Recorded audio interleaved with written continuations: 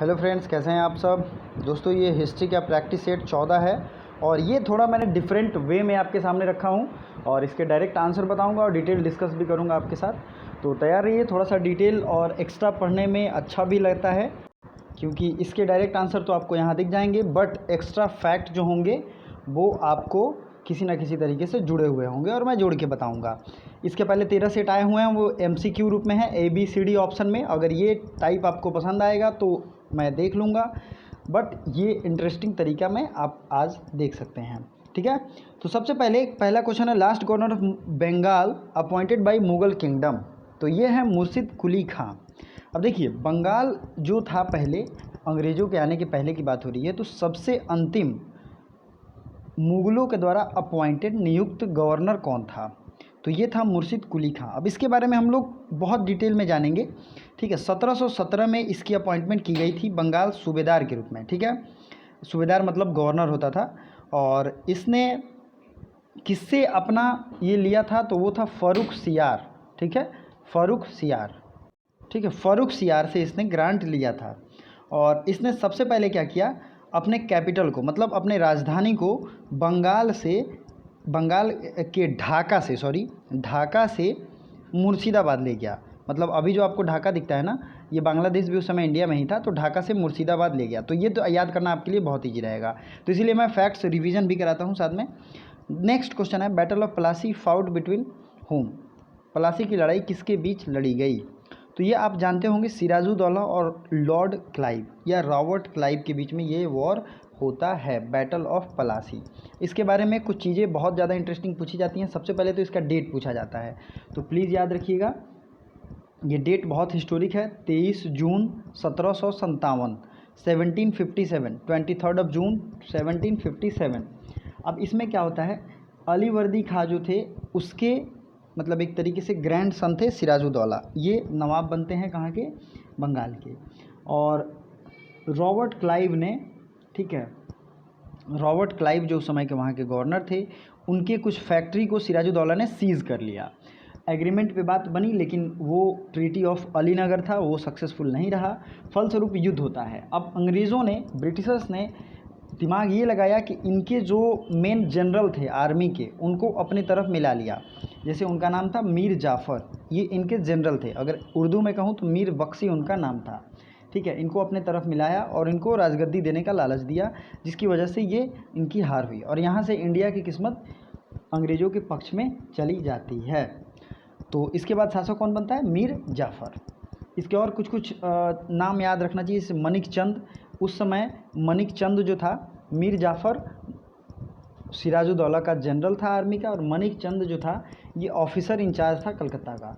अमी चंद ये भी बहुत सपोर्ट करता था इस लड़ाई में, लेकिन इसने भी सिराजुद्दौला का साथ छोड़ दिया। चलिए, अगला क्वेश्चन है, name of the emperor of Bengal who has shifted his capital from Murshidabad to Munger. अब देखिए, वहाँ आपको क्या ध्यान देना था, मुर्शिद कुली खां ने मुर्शिदाबाद लाया अपना राजधानी, ढाका से मुर्शिदाबाद, लेकिन मुर्शिदाबाद से मुंगेर ले गया मीर कासिम। अब मीर कासिम जो था ये मीर जाफ़र के बाद आया था। मीर जाफ़र को ब्रिटिशर्स ने वहाँ जब रखा तो उन्होंने सोचा कि ये सारा काम अपना करेगा, लेकिन वो ऐसा साबित नहीं हुआ और उससे भी बैटल ऑफ बक्सर हुआ। ठीक है, बैटल ऑफ बक्सर किसके किसके बीच में होता है? मीर कासिम, शुजाउद्दौला, शाह आलम द्वितीय, और ये तीनों लोग एक तरफ थे, मीर कासिम, शुजाउद्दौला और शाह आलम द्वितीय। और अदर पार्टी थी, वो थे हेक्टर मुनरो, ये गवर्नर थे हेक्टर मुनरो। तो ये इसके बाद इसमें हेक्टर मुनरो हराते हैं उन्हें। और अगला जो है, इसमें ट्रीटी होता है, ट्रीटी ऑफ इलाहाबाद। ठीक है, इसमें रॉबर्ट क्लाइव ही करते हैं। और ट्रीटी ऑफ इलाहाबाद शुजाउद्दौला के और शाह आलम द्वितीय से, दोनों से अलग अलग होता है। तो ये एक हिस्ट्री आपको जाननी चाहिए। फिर उसके बाद मीर कासिम को बनाया जाता है, लेकिन मीर कासिम अंग्रेज़ों को इस टैक्टिक से जाना पहचाना था और उसने अपनी राजधानी को ही बदल दिया। कहाँ बदला? मुर्शिदाबाद से मुंगेर। चलिए, अगला क्वेश्चन है, what is the name of Bengal emperor at the time of battle of Buxar. तो बैटल ऑफ बक्सर किस टाइम आपने देख लिया, मीर कासिम थे। और बैटल ऑफ बक्सर हुआ कब था? एग्जैक्ट डेट भी याद कर सकते हैं, क्योंकि बिहार वगैरह के एग्ज़ाम में पूछ ले जाते हैं। 20 फरवरी 17 बैटल ऑफ बक्सर का जो एग्जैक्ट डेट है वो 74 याद रख सकते हैं आप। 1764 ही ओनली याद रखिए, क्योंकि ये जो 20 फरवरी 1765 में बता रहा था ये ट्रीटी ऑफ इलाहाबाद साइन होने का डेट है, तो सिर्फ 1764 आप याद रखिए। What is the name of, ये हो गया 4 नंबर। 5वां क्वेश्चन देखते हैं, diwani rights given to East India Company by which emperor. तो दीवानी राइट्स जो है वो किस एम्पेरर के द्वारा दिया गया था।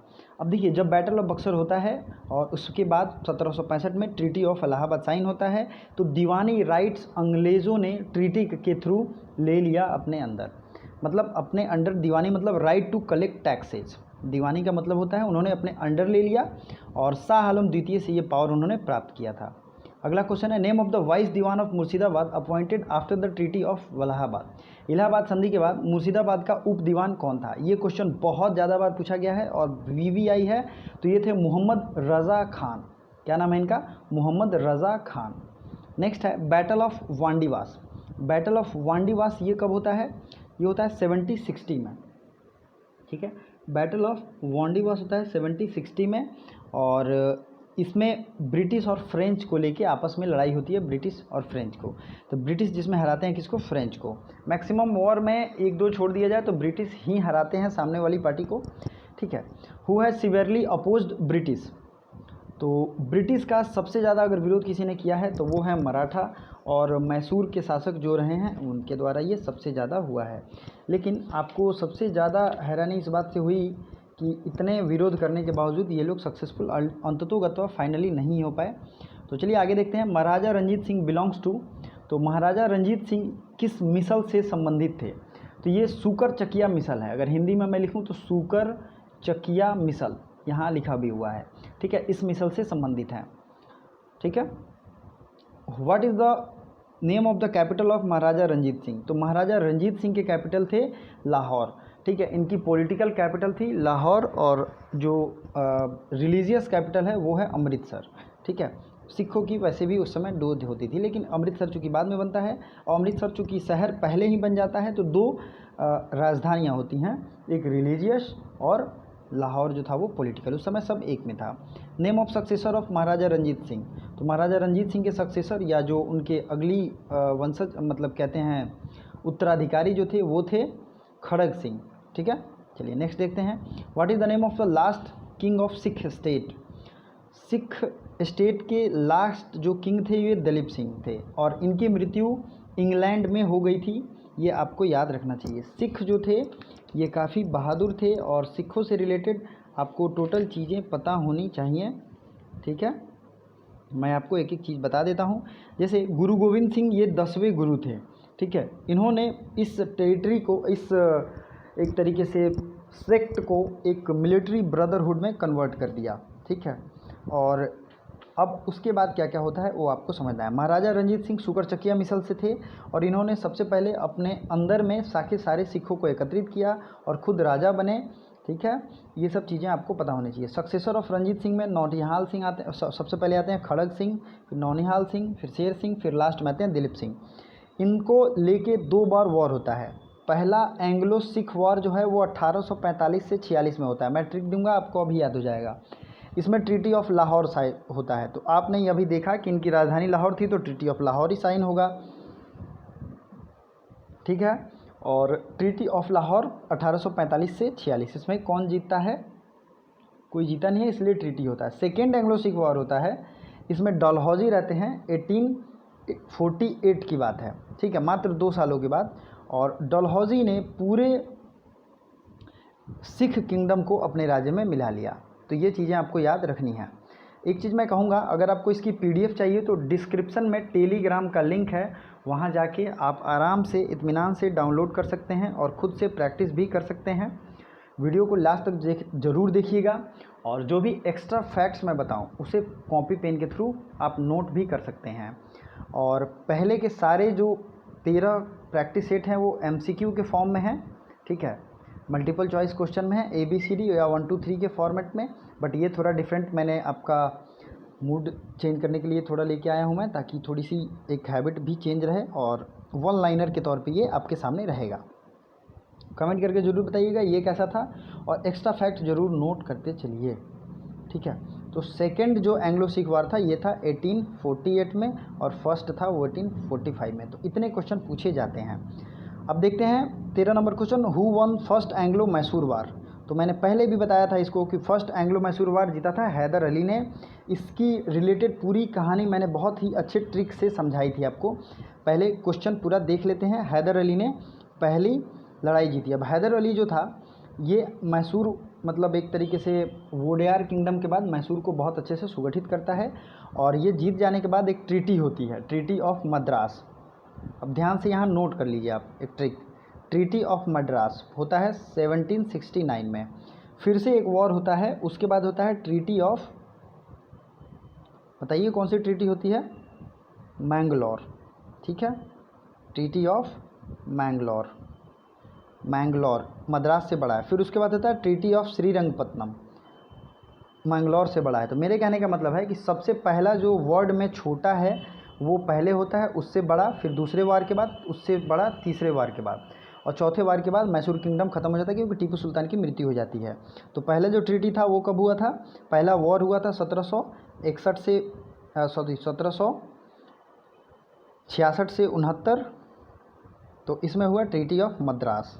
दूसरा होता है 1780 से 1782 1784, और इसमें होता है ट्रीटी ऑफ मैंगलोर। नेक्स्ट होता है 1790 टू 1792, और इसमें होता है ट्रीटी ऑफ श्रीरंगपत्तनम, ठीक है, और इसमें 92 में होता है। और लास्ट जो है वो टीपू सुल्तान इसमें मर जाते हैं और सेकेंड वॉर में हैदर अली की मृत्यु हो जाती है। तो ये सब एक्स्ट्रा फैक्ट्स मैं ट्रिक के माध्यम से बताता हूँ ताकि आपके दिमाग में सेट हो जाए। ईयर वाइज भी सेट होगा, ट्रिक भी होगा, जगह से रिलेटेड ट्रीटी भी आपको पता होगा, ठीक है। तो ये सब होगा, आपको एक साथ याद हो जाएगा, ठीक है। अगला है, what is the name of Indian empire who has established his embassy in foreign countries in modern way. वह कौन सा राजा था जिसने आधुनिक तरीके से विदेशों में अपने दूतावास बनवाए। तो ये था टीपू सुल्तान। टीपू सुल्तान ने ट्री ऑफ लिबर्टी भी लगाए थे, ठीक है, ट्री ऑफ लिबर्टी लगाए, जैकोबिन क्लब की स्थापना की, और फ्रांस, तुर्की, ईरान और पेगू में अपने शासक नियुक्त किए, ठीक है। ये सब चीज़ें आपको याद रखनी चाहिए। चलिए आगे बढ़ते हैं। The English has made treaty of Srirangapatnam which role. अब मैंने आपको बताया है कि पहले वॉर में हैदर अली जीते, ट्रीटी ऑफ मद्रास साइन हुआ, दूसरे में वो मारे जाते हैं, और लेकिन फिर भी ट्रीटी ऑफ मैंगलोर शादी होता है। ट्रीटी ऑफ श्रीरंगपत्तनम उस समय तक टीपू सुल्तान आ जाते हैं, तो ट्रीटी ऑफ श्रीरंगपत्तनम टीपू सुल्तान के साथ साइन होता है। When Tipu Sultan was killed in the war with English. Tipu Sultan सबसे लास्ट वॉर में मारे जाते हैं 1799 में। तो ये अभी तक का सबसे इम्पॉर्टेंट जो क्वेश्चन था इन सब से रिलेटेड मॉडर्न हिस्ट्री का क्वेश्चन बहुत सारे आए हुए हैं। तो अगर आपने ये लगाए होंगे तो आपको अच्छा लगा होगा। रिव्यू ज़रूर दीजिएगा। बाकी अगले MCQ से पहले टेलीग्राम ज़रूर ज्वाइन करिए, आपको सारे वीडियोस और PDF वहाँ पे मिल जाएंगे। Thank you so much.